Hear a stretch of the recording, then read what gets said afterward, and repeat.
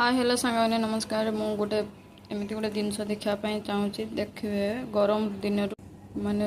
AC भाया जगार केमी रे एसी पूरा एसी आपण घर जदि कूलर थी ताहने पूरा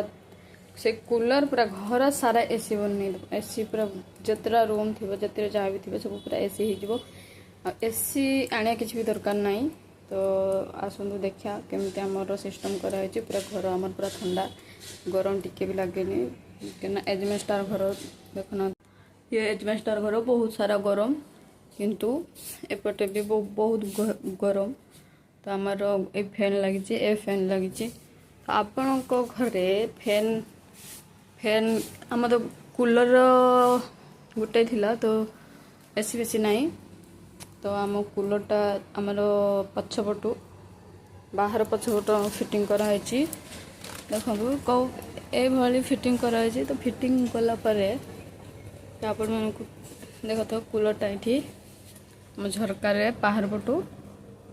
झरकार फिटिंग कराई कहीं यहाँ फिटिंग कराई किसी जानते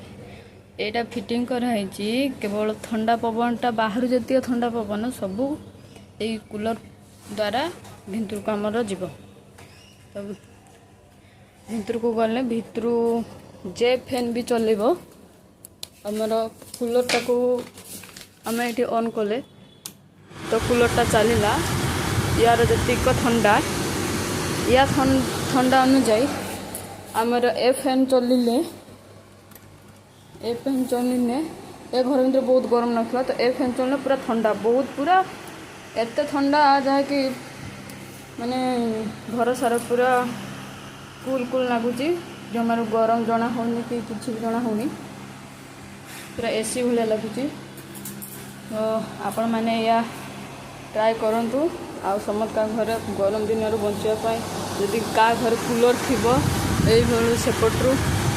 झरका सेपटू फिटिंग करूँ एपट को पूरा एसी भाया जमारू गरम लगे कूलर चली रहो फैन दुटा चली रहो बस पूरा एसी एसी की पूरा टप करदेव आमर कूलर। तो आपण मैंने यही सिस्टम करूँ प्लीज वीडियो केमती लगिला केमती आमर सिस्टम कराई ए सब केमती लगुच आपण मैंने कमेंट कर जनातु रखुची बाय।